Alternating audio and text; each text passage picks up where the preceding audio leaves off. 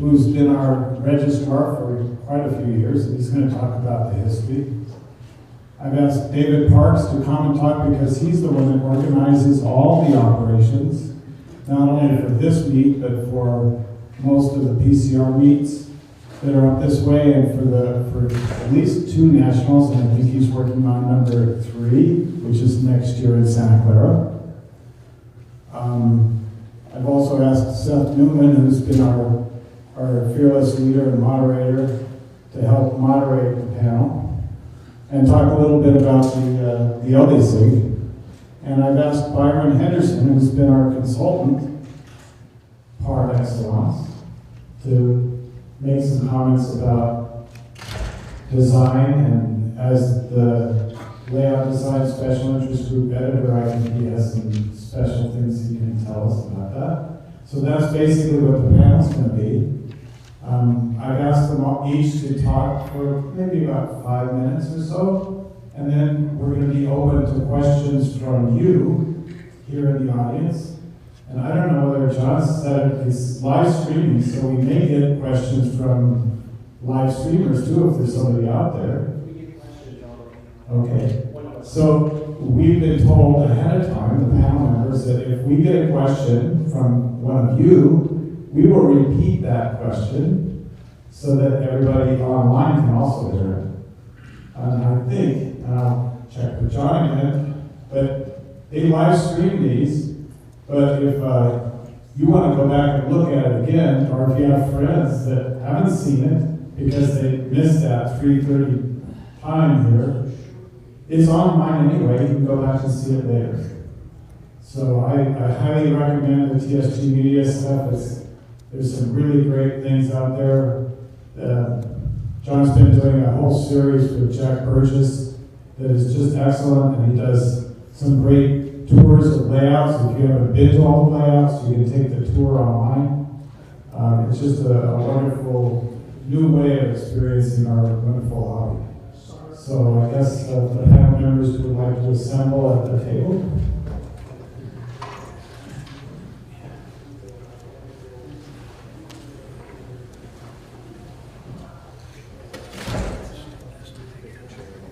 Yeah, I'll pick a chair. I'll pick a chair at the end.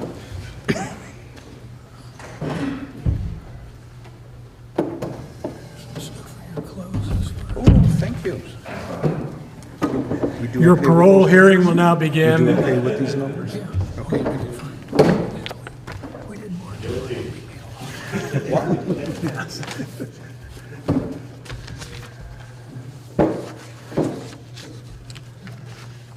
Hey, Seth, how are you? I haven't seen you. I think I missed something here. So, John, are you going to tell us when we're supposed to go? We're Oh, going. wow. Going. Wonderful. Are the mics on? Yes. So, Bruce, are you going to do the introduction, or am I going to do my usual, what would you do better, what would you do differently? I think you can take it away. I have the mic. Oh boy, you're never getting it back. So, tell you what, first of all, welcome. I assume John has put something out on the stream about that. Joining us at the Northern California Layout Design and Operations Meet. This is something we do every year. We move it around several locations in Northern California. This year we're very fortunate to be at the California State Railroad Museum. They've put on a super facility that really works well for what we want to do.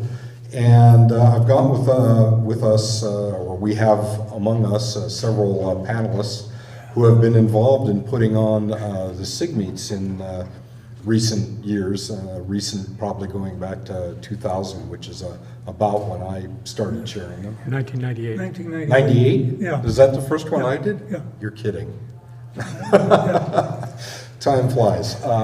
So we have David Parks, Byron Henderson, Bruce Morden, and Dave Adams, and I guess I'll just pass the mic with Dave since he's next to me. So why don't you introduce yourself, your interests, and what you do in the program.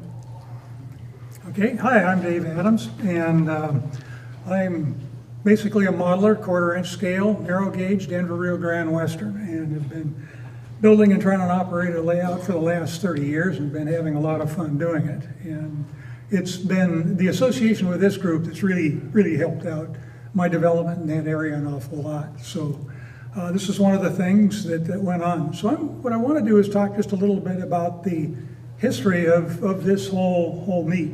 And so there's people here even older than Seth. I mean, we got things going at his place in 1998, but prior to that, there was a gentleman in San Francisco that hosted the first SIG meet in 1983 on layout design, and I think it was about 3 people in his living room. And at that time, he was building a railroad, and that was Michael Stemick. And then he also hosted several other meets through the 80s. And then all of a sudden, a gentleman named Jim Providenza stepped up and decided that, yeah, he needed to take turns doing that. And so he did that. And one of the things that Jim added to the mix was not only a meet at his house for those interested in layout designs, but he said, and we're going to go out and operate my model railroad. So that was kind of the first combination layout design and operations meet on that, and that kind of went forward. Then there were, Dave Clemens hosted some meets. They were kind of infrequent. And at one point, Byron Henderson down here and Seth got together. Seth had just finished building an addition to his house to build a railroad in. So he had a nice big space. And the thought was, let's host a SIG meet. So that 1998 meet was at Seth's, and it was basically chaired by Byron on that. And the good news is Dave Clemens and John and Jim Providenza were there, and they basically put on a great demonstration and tutorial on track warrants and track warrant control. And this is a thing here at the end of the meet. It was standing room only, which surprised everybody. We didn't expect the turnout. And at the end of the meet, everybody in the room said, we want to do this again next year.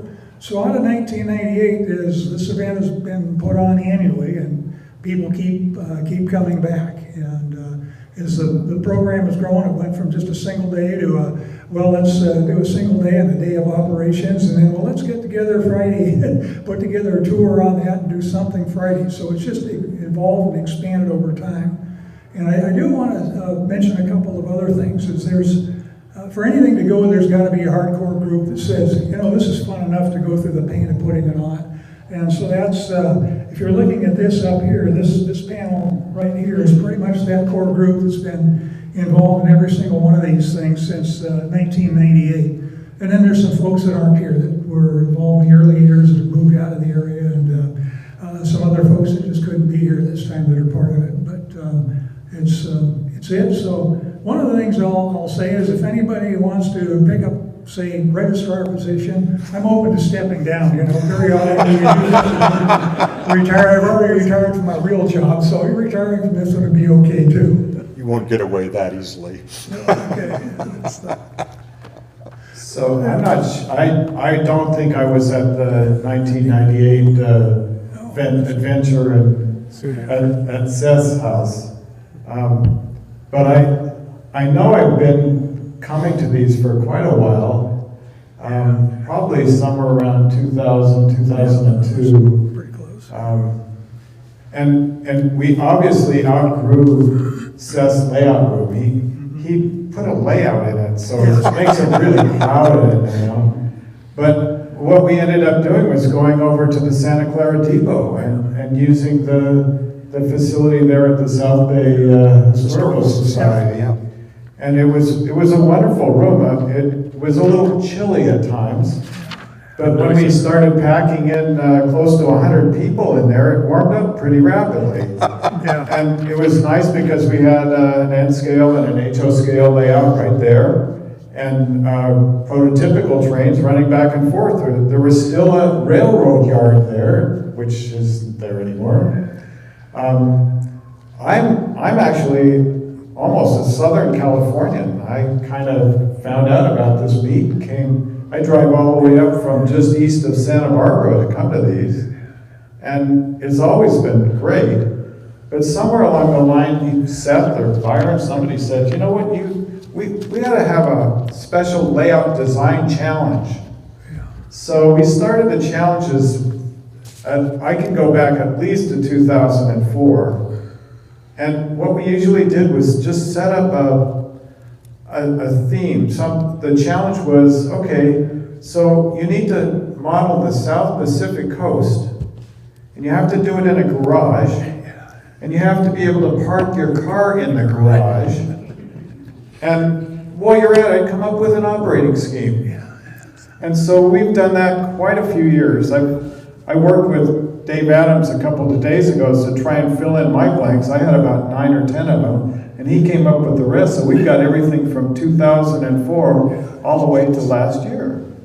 And sometimes we didn't have design challenges, we just had panel discussions on era and layout design plans or operating schemes, things like that. But frequently we've had people that came to us and said, you know, I'm thinking about modeling the central of Vermont, and I've got this building, and maybe you could do a challenge and we could come up with what could be put in the building. So they didn't wait for us, they went ahead and designed the layout anyway, but we had that as a challenge, and it was really enlightening for those who were already building because they saw some other ideas. The other hat that I probably should talk about is that I'm currently serving as one of the directors on the OPSIG board, the Operations Special Interest Group. It's a national organization, and the whole idea of the group is to encourage operations on model railroads, and to encourage all of us to look to the prototype to make our layout work just like the prototype, to emulate the prototype. And they do, this is a commercial, I'm sorry, but every quarter they come out with a magazine, the dispatcher's office, and that dispatcher's office has stories about layout owners and about real operations challenges and all sorts of things. And so that comes out about 4 times a year. But they've also sort of put things together in book form. Al talked about timetable and train order, and they put out this wonderful book about timetable and train order, and many of the people that come to this meet contributed to the book. So it's in its second printing, and I think it's still available on the OPSIG website, which is just www.opsig.org. So if you want to go there, you can find out more about it, and you can join the group too. More recently, they came up with another book that Byron will be over here. Playing Vanna. Almost as good as Vanna White. So they came up with this operations compendium, and Seth Neumann did a chapter on communications, and Jim Providenza did one on operations. So this group has been well represented in the national program for operations. One of the people that I remember meeting and going over to his layout on an early meet here was a man named Dave Solomon. And Dave moved out of the Bay Area and moved to Oklahoma, which is, you know, do they do model railroading in Oklahoma? Oh, And so he organized a meet just like this that does operations and layout design, and is well attended every year. I had the privilege last year of operating on Dave's indoor N-scale layout, and he now has a 7.5-inch gauge outside, and I got to run the engine out around his backyard, so that was kind of cool. Yeah, that was fun. So this group has grown over the years by those of you coming and learning and sharing with others. And that's really what it's all about, is designing our layouts so that we can operate and share our joy of model railroading. So I'm Byron Henderson, and some of you know I'm the editor of the Layout Design Journal, which is a magazine which, if I had brought one, you would have seen is a beautiful 4-color, 40-page magazine. that we produce roughly 4 times per year. It's a benefit of Layout Design SIG membership. Another benefit of Layout Design SIG membership is being able to participate in events at national and regional meets, and of course at this meeting. One of the major things I do at this meeting is help organize the help sessions, where we offer people help on operations, on layout design, and basically I couldn't do it without a core team of volunteers who give up time every meet to do that. You guys are great, thank you. And we have people come in with everything from a few scribbles on a cocktail napkin, sometimes used, to a very complete CAD drawing, and they just want a couple of tweaks. So we work with people at any point in that continuum. And one of the things that I think I said on a video last year, oh, was that on purpose? Hey, okay. All right, how about now? Yeah, that works. Okay, let me start from the beginning. No, I'm sorry, I won't do that. So, one of the things that I mentioned on one of John's videos from last year is that space, time, and money are constraints on every model railroader. But knowledge is free. So we try to share some knowledge in these consulting sessions, which are free, and we enjoy putting them on each year. One of the things that makes, and if you out there in TV land are considering putting together a meet like this, and you want to think about providing help sessions, I think one of the things that makes it great for me is that I have so many experienced and qualified guys who are willing to help out. But the other thing, I was talking to Robert Bowditch, one of our consultants, at lunch, and talking about how you could recreate this. And I think the thing that makes it work for our team is that there's no judgment. Somebody comes in with a drawing, and even if we might think, wow, do you have some ragu for that? That's a lot of spaghetti. Even if, and there's nothing wrong with that.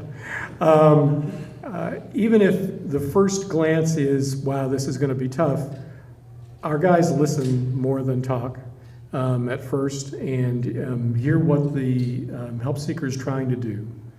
And based on the help seeker's interests, not our own interests, we try to help them move closer and closer to what they want for their layout.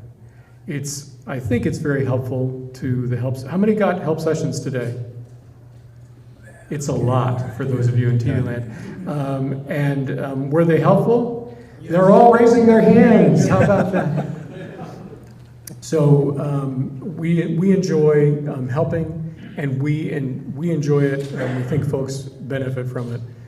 It's really a great program. And I would encourage anyone who wants to put together, however casual a meet you want to put on. You don't need to be at the California State Railroad Museum. You can be in a living room. You can be in a layout room that doesn't have a layout yet. It can be something very, very casual. But if you want to do the help sessions, which I really recommend, I think it's a great way to encourage people to build layouts, encourage people to explore their ideas. It's been a great part of our program. Really, I think we started in '98, and we've done it. We've done the help sessions, or a couple of years after, and we've done help sessions at every one of these meets, also at the nationals, and sometimes at regionals. I highly recommend it. Hi, I'm David Parks, and for some time I seem to be sort of one-stop shopping for somebody that wants a place to operate or be on a tour or whatever. And so I have a long list of people who would like more operators, and also people who would like to go somewhere else. So I'm a good place to go to. Not my layout, I mean, but come to me, and I can suggest people in your area who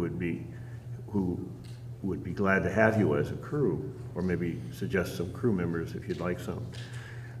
Operations is really the social part of model railroading. To a group like this, we only represent about 10 to 15% of the profile of the model railroaders. And there's several of you here today who are attending your first social event in model railroading. You've shown an interest in operations, you'll be operating tomorrow, and you've contacted me, and this is your first time out from being a lone wolf as a model railroader. Most model railroaders start by themselves, not with someone else. And 85% never get beyond that. Now, I shouldn't say on beyond that like it's something wrong, but some people would like to take that hobby and incorporate other people. And that's what operations is all about. It's not just about running the transportation system, but it's having a lot of people to your house or going to someone else's house. It's like a very focused party. There's food to worry about. There's facilities, bodily functions, all those things have to be taken care of and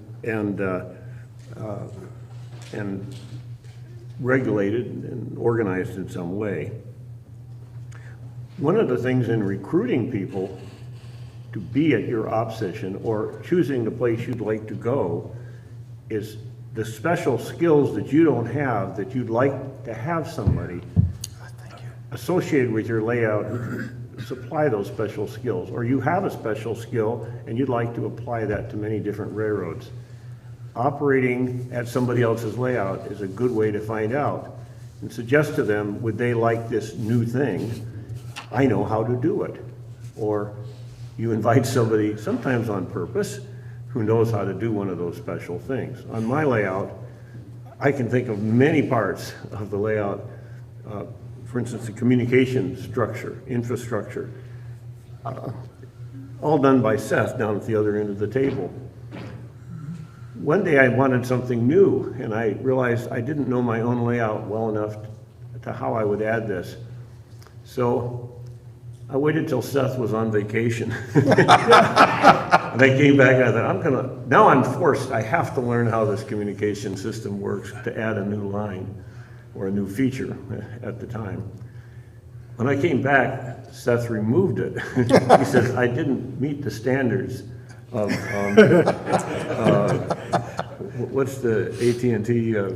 It was a key system, I believe. Yeah, it was a key system anyway. And I didn't put the right thing on the right pin. Couldn't figure out what I'd done. So, but anyway, there's so many things on my layout that require special skills, and I either don't have those special skills at all, or I have only a primitive knowledge of it. So the crew members have sort of taken it over. For visiting crew members, the layout you operate out for many of them becomes their layout. They think of that as their home layout. I overheard somebody telling someone else about the club they belong to, and they mentioned my name. That was the club. I hadn't heard that one before. But anyway, operations is the social event or social representative of model railroading, and so it carries with it a whole lot of other things besides simply running the railroads. I wanted to make another comment about operations. Along with Byron's consulting, one of the things that happens with operations is you go out there and you get to learn what you like and what you don't like. And it affects how you design your layout, because it's your layout and you're going to want to do things you like to do. So you learn that you really like switching, and you don't need a main line that goes from Philadelphia to Los Angeles. You know, you can do a little 3-block switching industry area and it works great. And so getting out there and operating on other people's layouts is not only fun, but it's also a practical way of finding out what you really want. Yeah, let's see, I can't agree more. Operations to me is modeling the jobs of the railroad. So once you understand what jobs you want to model and what kind of operations you want to do, that really, you know, makes that 10,000 foot choice we were talking about, that informs your layout design decisions. And, you know, if you think you have an interest in operations, and maybe even if you don't, you should do a few operating sessions and get out there and see what's going on before you, certainly before you start, you know, cutting wood. I think that's incredibly important. I wanted to add just one or two things. You know, we've kind of been going through the roles and setting up a meet, and it occurred to me I'd kind of kick the thing off and not said anything about what I do. And I've been, you know, it turns out here for 22 years, the overall ringleader of the thing. And like any other large project, it's not that you can do everything yourself. You need to have a vision, I think, and be able to you know, convince a bunch of good people that it's a vision worth following. And so really that's, you know, it's more of a recruiting and overall management thing, although I personally have generally organized the content, you know, the program of the meet. And of course there's nothing like getting out here and doing these things and working with, you know, people like these panelists and the other names that have come up to, you know, generate a steady stream of interesting people. You know, Tony Thompson was just here talking. You know, he's a prolific author, and you know, I can count on Tony to give us some great content on car forwarding every other year. And so, you know, having a deep bench like that and developing it over time is really important. You know, myself, I've been involved in both the LDSIG and the OPSIG as a director. I was founding directors of both. I've been vice presidents of both. I was president of LDSIG for some years. So, you know, I think these are worthwhile groups. You know, some people like to join groups, some don't, but I would suggest that that's worthwhile groups, very worth joining. You know, if you're remote, there's a question here from the video audience, are there SIGs in Australia? I'm not aware that we've ever put SIG meets on, but certainly both SIGs have electronic distributions, and that was really in response to non-North American members who, you know, frankly, postage costs have been killing us all for years, and obviously we can get it to you over the internet for really just a contribution to the cost of creating the content. And you don't have to worry about the postage. So on the other hand, you know, there are certainly you know, a couple of strong communities in Oz, in the Sydney and Melbourne areas at least, and you know, I would encourage you to get it together and contact me or any of the people on this panel offline, and we'll be happy to give you all the help we can in terms of how you might organize it, and that goes for any place. You know, I mean, we were wonderfully fortunate to have Dave Salmon go out, you know, and work with the Indian Nations region of PCR and put this wonderful meet on, and they've done a lot of innovative things. So that can be done almost anywhere. And, you know, Oklahoma City is not a huge place. It's like, what, 400,000 or something? They're in Tulsa. Tulsa, sorry. You know, I knew that. I was there. And they're doing another one in March this year. So. Yeah, and they do another one which always conflicts with Bay Rail, but we didn't do Bay Rail this year, and they are doing it, but we've got something else here. So once again, anyway, let's see here. There was another question, does each region have its own OPSIG, LDSIG? No, the organizations are pretty much national, but you know, it's very much the old, you know, 60s, 70s cliche about think globally, act locally. You know, you can get a couple of friends together and start, you know, in fact, my next question was going to be, what was your first SIG meet? And my first SIG meet was in a guy named Gene Martin's living room. I think there were 8 of us. 4 or 5 of them are still really good friends, and not just friends in the hobby, I mean, good friends. And we, you know, each brought our plan, introduced ourselves, did a little design review of one another's ideas. I think Dave Clemens was leading the content. And then we went into Gene's garage and looked at his layout. I'm not sure it was quite operable yet, but we certainly had a great time with it. And it was wonderful. So let's see what others. Okay, I think we pretty much covered the. Can I add to that? Sure. So in terms of starting a SIG meet, if you wanted to do something like that in a particular area, somewhere else in the country, we can help provide you with contacts and some suggestions. And again, it can be very casual, a very small start, and then build from there. We certainly started small, even in that 1998 meet at Seth's. In those days, we were doing mailings. A guy named Bob Jacobson helped do the mailings. We actually did paper mailings to people, and managed it kind of without email. It was really the dark ages. I would go over to Seth's and chip away at some tablets to write notes. And it was. But you can really start, especially now in the age of the internet, you can start very simply.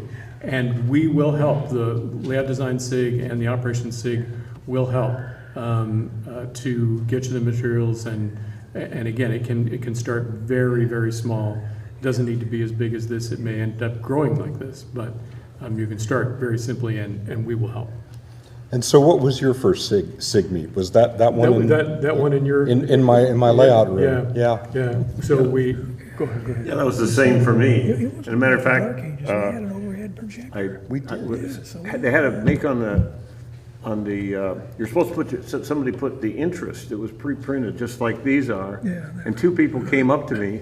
One of which has become a very steady friend of mine ever since. We had the same thing, exactly the same thing written on our special interests, and that person had documentation on the subject which I didn't have. I had no idea about other sources besides the Historical Society, and he just went over to his house and he poured all this stuff onto me. It had a real major change in what I was doing. I might add that people who sign up for the first time, because I see a lot of them who come to these meets or contact me, are always saying, I don't really want to do it the first time. I just want to follow around and look. And that's like having your first date. You're going to follow somebody around in a car behind you and see how the evening goes, but you're not going to take the girl out. It doesn't give the flavor. And so I always encourage people, I don't necessarily tell them that they're really going to operate when they go there. If they seem to be really resistant to it and afraid of it. But so people are afraid of making mistakes. They will tell me that essentially they don't want to do something dumb when they don't know the rules of the game, and they don't want to take the ball to the wrong goal or something. It's like a new sport, but once they've been to one, it's great. So one thing we have done for these sessions in the past is set up operating sessions that were solely for newcomers. We did a lot of those at Rick Fortin's layout, and everyone that signed up was brand new. We had plenty of mentors, people who knew the layout and knew the operating system, and helped walk them. Some of you may have been at your first operating session at Rick's layout. And some of those turned into regular crew members, some of them built their own layouts. So that idea of having layout operating sessions for complete newcomers with the understanding that everyone else there is new, it has really been powerful. I think it's recruited a lot of operators. One other thing I just add to what David was saying, the name tags that we hand out, you can't see in TV land. We have the era people are interested in, the prototype railroads they're interested in, and their specific interests like layout design or operating or whatever. So we print those on the name badges. So you can, out in a hallway, just as David said, notice that someone else likes the railroad you like or likes to do the things you like to do, and make an informal, casual connection. We also have a birds of a feather session that started early on, that anybody who just shows up and has a burning desire to discuss something can lead a birds of a feather session, which is a short session, and we just huddle in a corner of the room and people talk about DCC or TT and TO operations or battery powered locomotives or whatever it might be. and we make connections that way. A lot of this is about making connections in a hobby that can be very solitary. So any connections we make, we think just builds more knowledge across the group. I just want to make a comment about the question about Australia. Not specifically, but the LDSIG has a director who lives in Canada. And we are going to be having the national convention in Birmingham, England in 2022. And many of us have friends in Germany and England and Australia that we communicate via email all the time and talk about things like layout design. I have a friend in England and he's modeling Guadalupe, California. Well, it's just right up the street from me almost. And I happen to have an SP station plat with all the tracks and everything. I said, hey, Brian, you want a map? I'll photograph the map and email it to you. And so he's really, I mean, we can do that kind of thing these days with the internet. I mentioned the national convention. Byron and his team have done consulting at national conventions for quite a few years. Tell them the national. You don't have to be a member of the NMRA. Yeah, tell them the national convention of what? There are people who know what you mean by that. So the national convention of the National Model Railroad Association takes place in different places every year. This year it's going to be in St. Louis, Missouri. Next year it's going to be in Santa Clara, California. The year after that it's going to be in Birmingham, England. Well, you can find a place that's near you or a place that you want to go visit and enjoy model trains and enjoy the social aspect of getting together with other people that enjoy model trains. The SIGs, neither the LDSIG, the Layout Design Special Interest Group, or the Operations Special Interest Group require you to be an NMRA member to belong to our group. We encourage it because of the social nature of it. And the connectivity that you get out of meeting with other people that have your same interests. But it's a great way to get together and see other layouts and operate on other layouts because the OPSIG always has operations at every national. The LDSIG has a tour on Wednesday that goes around and gets to see too many layouts, that's my opinion. But then I organize the thing every year and I just can't hold it down under 20.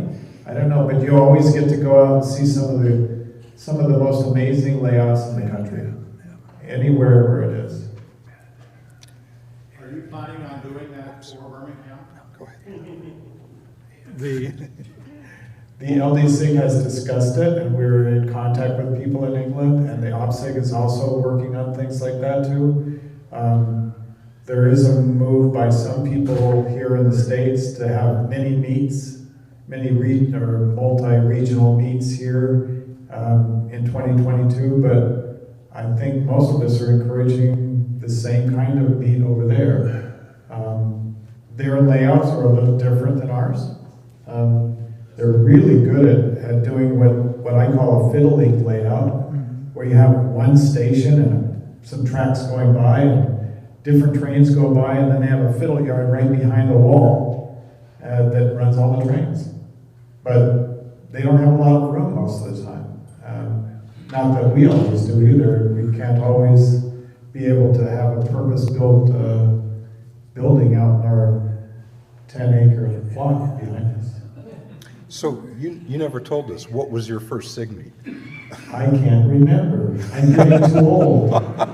No, I think it was early 2000s, and it was at the Santa Clara Depot. Thoroughly enjoyed it. I think I came up with a friend named Tom Turner. And John, maybe. Maybe John. But I came up, I manage a large layout, and I have my own layout at home, and we've started to do some operations. I was going to say, a lot of people that start in model trains or toy trains they have a loop of track around a Christmas tree or something. You know, after about the third or fourth time around the track, it's not real exciting anymore. But when you go out and operate with a bunch of other people and have to interact with them, there's something there. It's a team sport. It's a team sport, yeah, it really is. So that's kind of, I enjoyed coming up and meeting a lot of people that I now consider my friends. And it's just a great fellowship with model railroaders. Good, you had a comment on? Yeah, I was going to go back to part of, the SIGs, the layout design SIG founder, Doug Gurn. He basically coined a phrase that one of the things we're about is make only new mistakes. And his deal was, if we can get enough people into layout design, talking about layout design, discovering what works, what doesn't work, we're going to be able to help model railroaders in general design railroads that are going to be more successful than not. If nothing else, I think, looking at everybody up here and the number of layouts and things that have been built and designed is, we've collected a whole lot of what doesn't work. And we've also got some really good examples of what does work. And that's been worth the price of admission. Even on these annual items, being the registrar, I miss a good part of the session because I'm signing people in and getting things like that. But just coming in for the few things, is I've got a pocket full of notes just from the speakers I listened to that said, that's a great idea, I want to adopt this, I think I can make use of that. And so this is, even though I've had a operating layout, I guess, running timetable and train order since, 1994, I guess, is when we got up and running on that. But I learned stuff at every one of these. The other thing too is how much time and energy can you put into these? Well, everybody's got, you've got life constraints. And so I've been a member of the National Model Railroad Association since 1973. I've gone to 3 conventions in that period of time because it just does not fit. But for me, it's still worthwhile to belong to the organization, to support its goals and objectives, and basically keep in touch with people. So it's not a matter that if you sign up or join, you're committed to do something. You really aren't. It's great if you can, but if you can't, you can still benefit from it. And so I think that would be something to consider. And let's see, there was one other point that getting old I just forgot, so I'm going to pass this off.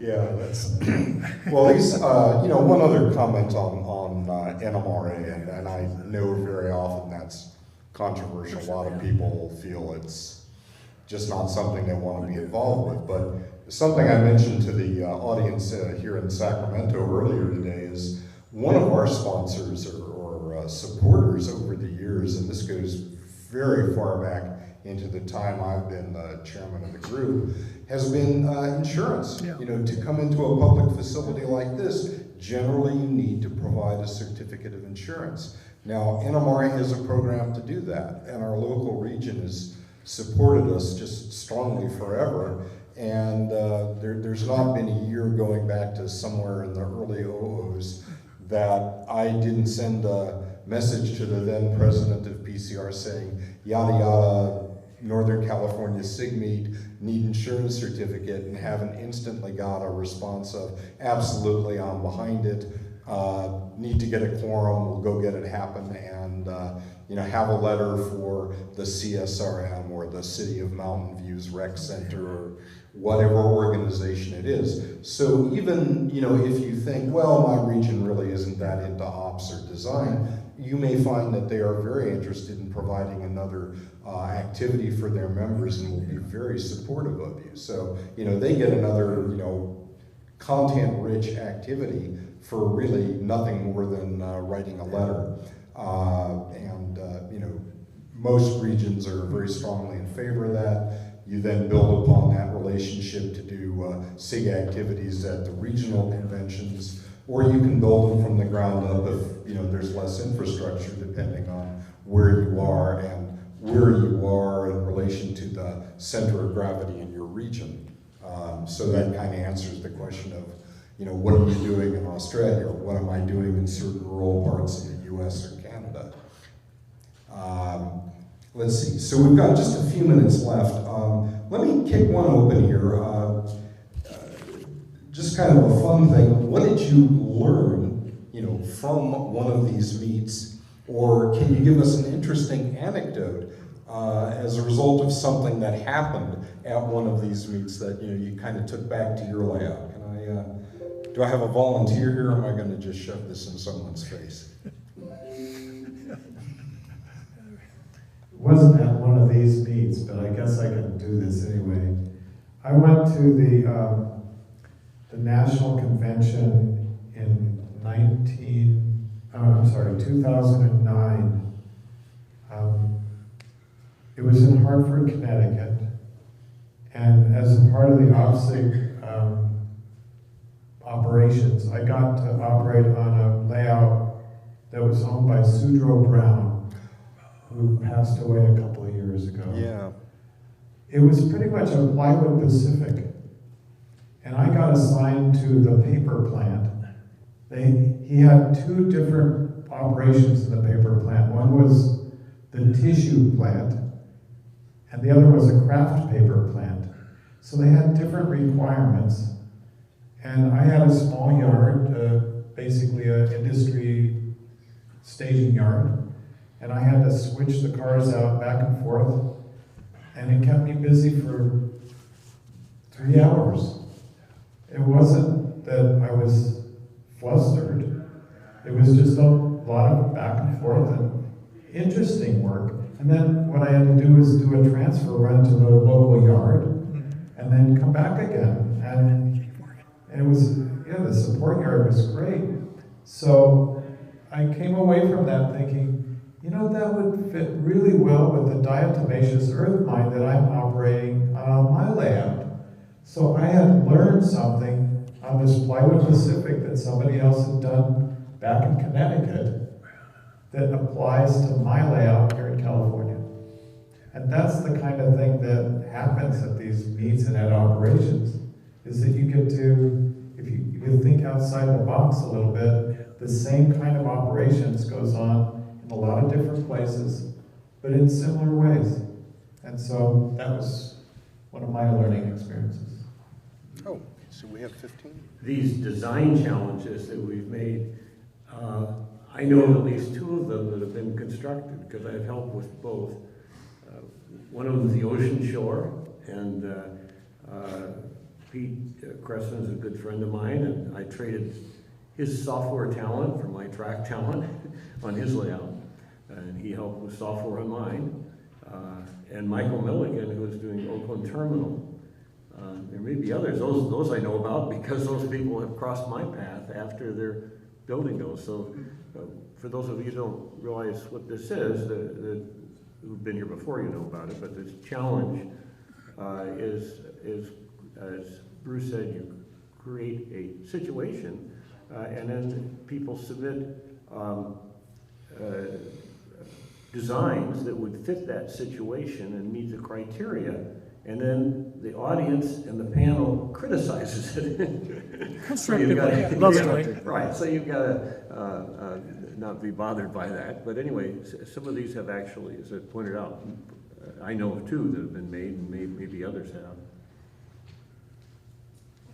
have. Just really quickly, I think one of the things that's interesting for me, because I do design layouts for other people, when folks come into the consulting room with a concept that I have never heard about or known about, some little real-life railroad somewhere, or a region, or a prototype I haven't heard of, it's such an interesting challenge and flexible. Your brain has to be flexible to think, wow, this is really different from anything I've seen before. And I think just seeing that really broad gamut of alternative ways to do the hobby really stretches your muscles and makes you more flexible in the next project you do yourself. So I have in front of me this list of some of those design challenges, and just to give you a feel for how broad it can be. One year we tried to design a railroad based on China Basin in the San Francisco Bay Area, that fit on the top of a standard 4-foot tall bookcase. They could take a couple bookcases and maybe put a bridge across or something like that, but it was basically something you could do in a spare room and still have the room available. We had one where we did, and I can't remember what it is, Richmond Pacific Par Terminal. Yep. And it was on 2 standard banquet tables. And one gentleman that took up the challenge designed a G-scale layout to fit on the 2 tables. You And know, it had aspects of the par terminal. Yes, and it was just like the par terminal. You can do anything you want to. You just have to sometimes think outside that box. Speaking of boxes, one year we had a challenge to put a layout in a shipping container. You know, some That of the layout- time we've had That just- got built. It did get built. John Berry did. John Berry built it. He built it in Sonoma and then ultimately He shipped it to DC. Sacramento. Well, did he ship it all the way to It's DC? yeah, it's wherever he lives Yeah. near DC now. He lives near Washington DC now, so I went from Sonoma. I thought he moved up to outside of Sacramento for I a think he while. did for a while. And then, anyway, so. But we also have taken layouts that actually exist and did some redesign sort of things with them. But every time we try and start with a prototype, and it's really, really interesting to do the research on the prototype too. And one of the other people in the core group that isn't here is Dave Grenier. And he always puts together our webpage. And whenever I do a challenge, I try and put up all the information for all of the people that attend the meet and encourage them to be challengers and come up with a design. Even if they don't, it's good information for them, for everybody. So No, you're fine. No, I just want to, sorry, carry on. we're passing notes up here. Questions? What do I like best about the SIG? I don't know. The people. I think the people. I joined the LDSIG back in 1996. I was at national conventions. They have this thing called a SIG room, and it's where the OPSIG and the LDSIG and other SIGs get together. And it turns out it's like one of the best places to go at a convention because everybody's there. And I walked in and met a couple from Colorado, Doug and Barbara Geiger. And they signed me up for the LDSIG, and I've been an active member ever since. I was in '96. I'm getting old. Yeah. Well, you know, we were talking about layouts that we had made part of the challenge, and I see John Schmidt, who was the subject, 4 or 5 years ago now? Yeah, that's right. And John's in the middle of a rebuild, and can you give me 2 or 3 words I can repeat for the audience? Well, the challenge was really interesting. It's a very creative set of ideas that came out from starting all over again to integrating new features into the existing railroad. So I learned quite a bit and really enjoyed all the ideas that were coming at me. So John says, you know, there were a lot of good ideas and perspectives he didn't have. Now you're in the middle of a rebuild. Were some of those ideas integrated into what you ultimately did? A few. A few. Not all good. The few, the brave. Very good. Let me see. Do we have another, somebody, you have a comment? I don't have another comment, but if we do have questions from the audience, if you have, anybody's, you want to go ahead? Go ahead, Bob. Yeah, I got 2 quick ones. First, the guy who did the layout in the shipping container when he moved to DC, did he ship it by rail? So Bob asked, did John Berry, who moved his layout, ship it by rail? I don't know. I think he had it trucked. So the second question is, I think my first one was at 98 at your new, you didn't have a layout in there yet. That's right. It's a nice space to have a meeting in. But I can't for the life of me remember how I heard about that because I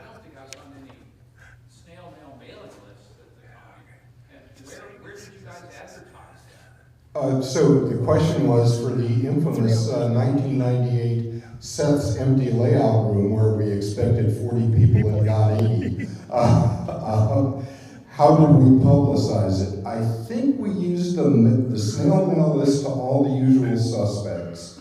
Plus we put flyers out at the local hobby shops. Sadly, we've lost a few since then. But I think that's all we had. We may have been using email in '98 because Bob Jacobson, who some of you may know as the kind of the leader of the JMRI movement, was doing the publicity, and Bob is very, very technically astute, and we may have been doing it back then. I do remember it was considerably later, sometime around 2010, we started having online signups for the meet, and that was kind of the beginning of Dave Grenier's incredible service that we've talked about a couple of times. And I do remember David Parks watching this while I was kind of going, oh, it's nice, look at all those registrations coming in. And David going, we're going to be way above the fire marshal's limit for the Santa Clara Depot. So sadly, that was the end of Santa Clara. We had to, happily it was 2008 or 9, it was the depths of the recession. We had 120 sign up, and we had 80 person limit from the fire marshal. Yeah, 2010 we were in the Hyatt Regency. Yeah, and we went over to the Hyatt Regency. David worked it out with, I think O-Scale West was in there. They had a facilities commitment they either hadn't met or the hotel said, gee, we're kind of short, if you want to bring something else in, we'll make you a heck of a deal. So, nothing you're going to see in Silicon Valley today, but for a couple of years we did well with hotels in the valley. That business model is pretty much gone, but let's see. Any more from the local audience? Go ahead. So this has been one of my favorite meets. It's something that I'll do every year and miss either regionals or nationals. And I've got my own reasons for that. But what are the things that you all think are special about this, and how do we take some of the special bits of this meet and get it out into other parts of the railroad? So Robert Boydage, one of our regular layout design consultants, asked, what do we think are kind of the unique selling points, special features of this meet, and how can we replicate that? Get it out to the wider world. Is that the gist of it? Well, certainly, engaging in innovative things like working with John to stream this out, beyond the Northern California area, and continuing to offer to support anybody who wants to put one of these on and give them some, how-to advice. Yeah, I was going to say to that, Robert, is for me, what this isn't it's not a train show, it's not a train meet, it's not about the article. It's really an exchange of ideas meet, and that's just prompted by a good portion of the people that keep coming back to this, and you're always asking, what's the progress? What have you discovered new? The folks that you've done these, you've done presentations for us. The time and effort that goes into organizing thoughts in order to interject some new ideas and what you've learned and what you haven't learned. And I think that's really the kind of the secret sauce here, and that is it's the focus on the ideas. And I'm now, I guess, old enough to realize that what this actually has done is in this area is build a community. And I mean, I look forward to getting to these every year, just as you do. It's just been a great interaction, and I always got things to take home and apply. We've mentioned this a couple of times with the example of Dave Solomon. He was here in the Bay Area, Picked it up. and he had to move. And so I would encourage any of you that have to move, don't let go of this. Or just leave Just- now. You can leave now. You could take it with you, and wherever you end up, you just call us back and say, okay, so what was the detail? How did you get this running, and how did you do that? And get together, as we've said several times, get together with 7 or 8 people in your new neighborhood, in your new train room, and have it layout design group. Just meet, talk, and maybe adjourn off to somebody's layout that already has one running and have it on. And it's that simple. You don't have to do anything real special. So just remember how much you like this meat and take it with you if you have to leave. Yeah, and I just echo that idea of starting small. It can be a half dozen people that you've invited to come together and talk about the layouts they've built or want to build. Go to lunch at Subway, maybe go operate, done. That's the first year. And then you add to it, you have more people that want to do a clinic. Eventually, maybe you need to, rent a room somewhere, and, it expands. But you can start small, and then those connections build more connections, and it goes from there. But it doesn't have to be a major thing to begin. Yeah, one of the questions that often comes up, because I get first-timers a lot of times, is what is the difference between operations and running trains? What is the difference between just building a layout and what the layout design SIG tries to do?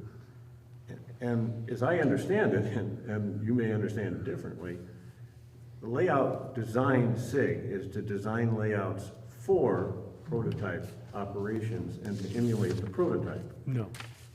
Okay, so somebody may disagree. And secondly, No, operations it's that and more. is not simply running trains, but to run them in a prototype manner that emulates some type of transportation system, which normally requires more than one person. Yeah. Okay, you disagree, All right? Okay. Yeah, so in terms of layout design SIG, any concept is okay.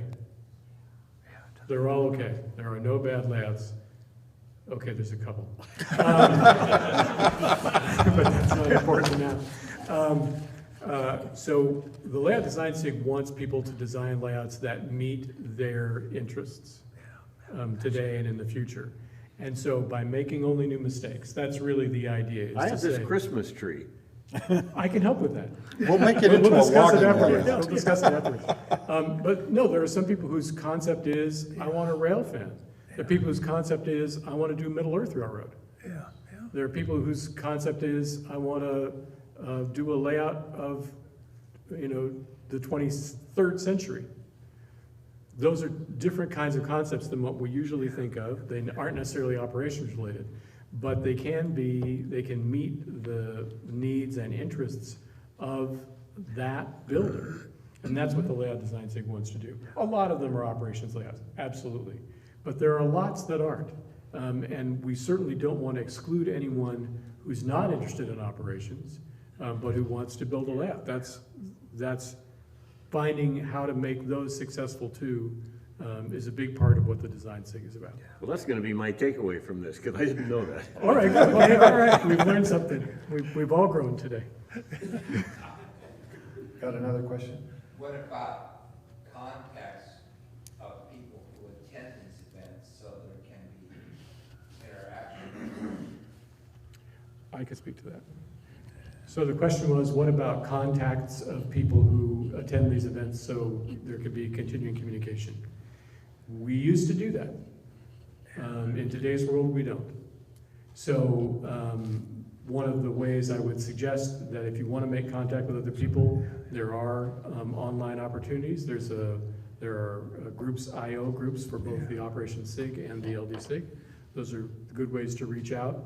There are Facebook pages and groups for the LDSIG, maybe for the OPSIG. The Operation SIG has a call board program, fabulous program. If you're a member of the OPSIG, and it's the best investment after layout design SIG, it's the best investment you'll ever make. The call board program lets you connect with people who have operating layouts who welcome visitors. We're just about out of time. Yeah. So there are lots of ways to do it, but we don't just pass out names and addresses and phone numbers and social security numbers any longer.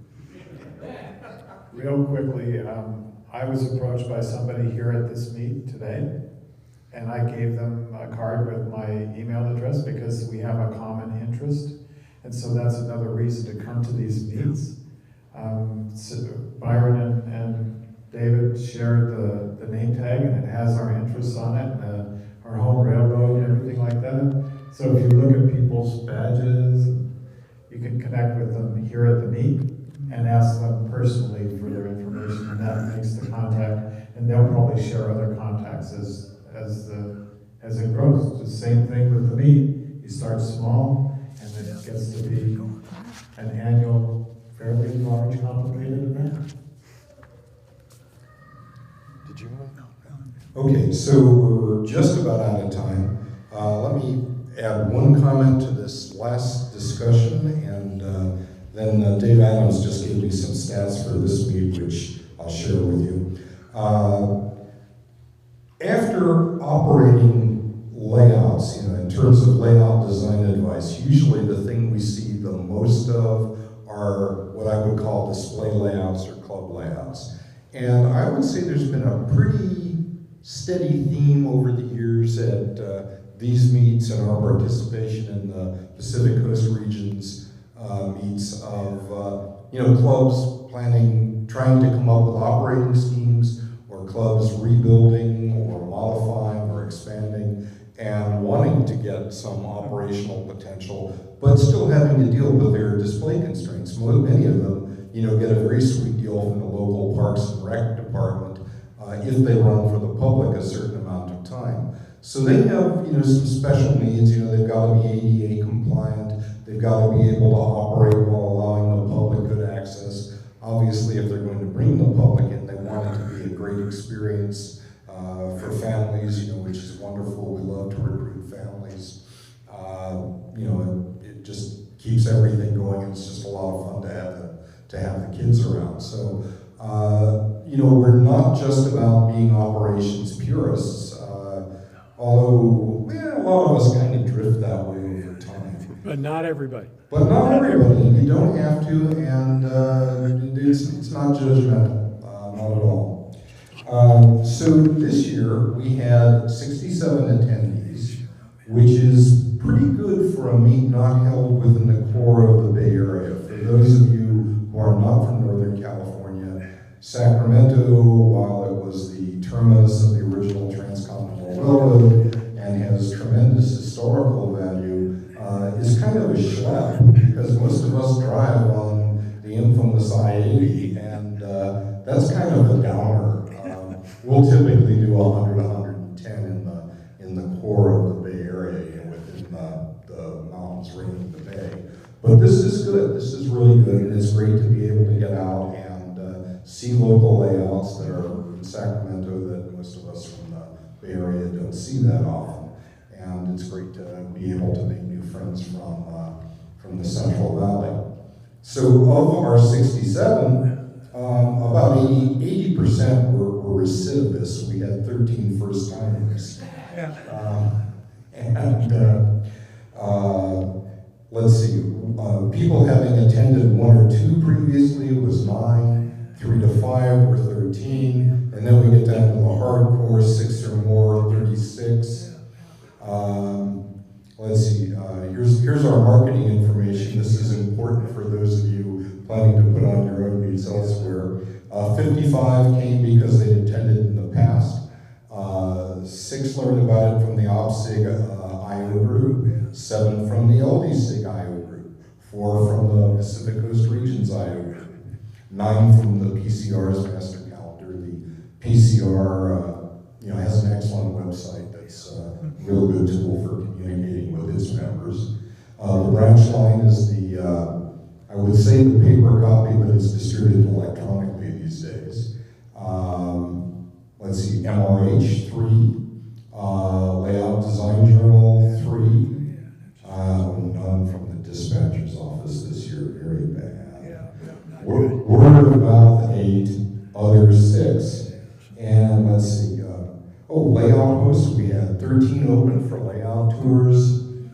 That's adjusted for the one we lost? Yes. Yeah, okay. So actually there were a few more, but as usual with these things, some of them become overtaken by events. And we have 6 off session hosts that we're planning to go out and visit tomorrow. And Seth? Yes. We did a dozen consultations. And we did a dozen consultations, which, that's kind of interesting, right? We had 67 people. 20%? About 20%, yeah. So I mean, it's here for you, and I don't know how many more informal consultations there were at lunch. I know there were a bunch with Art. So anyway, I'd like to thank you so much for joining us and participating in our panel in our annual Northern California SIG meet. John? Well, If you want to. well, you may. It's your show. Pay no attention to the man behind the curtain. Well then, thanks everybody. Thanks everybody for hanging out and sticking with us to the end. And thank you everybody on the channel for watching. And you have to get lower. Oh, like this? Oh, am I not in the picture? Yeah. Hi. All right, that's it, John. We're friendly now. Yeah. No, but thanks everybody, and thanks you guys and everybody here for allowing me to stream this. Do you know how many were on the stream? Sorry, I didn't know. 35. It went anywhere from 35 and up. Okay, great. So one of the things I wanted to mention was I came to the SIG meet for the first time last year when it was in Petaluma. And it was interesting. I saw a lot of people in the room, and the kinds of questions that were being asked, I thought anybody in the room could have been presenting. So the level of knowledge from all the people that come to these things is very impressive to me. And that really stuck with me. So other than that, one other thing I wanted to mention, I thought I was going to ask a question about it, but we're kind of out of time. I just wanted to say that I think that if you're thinking about building your dream layout, it would be well worth it to find experienced people like the people in this room to talk to someone about it before you do it. Because you can get into a lot of time and a lot of expense and find out about a lot of mistakes you could have easily avoided. So that's one of the big things. And, Make only new mistakes. Make only new mistakes was the tagline at the end of the program that we did last year on the SIG meet from Petaluma. So thank you. I'm going to go back behind the computer so I can sign it off. Why don't you have another closing comment, Seth? There we go, Seth. Okay, well, once again, we'll be meeting next year in the Santa Clara Mountain View area. Mountain View has a new rec center. We'll see if we can still afford it. And looks beautiful. So we'll be hopefully meeting you next year, and love to hear about any new events that you may decide to start yourselves as a result of this. Thanks so much.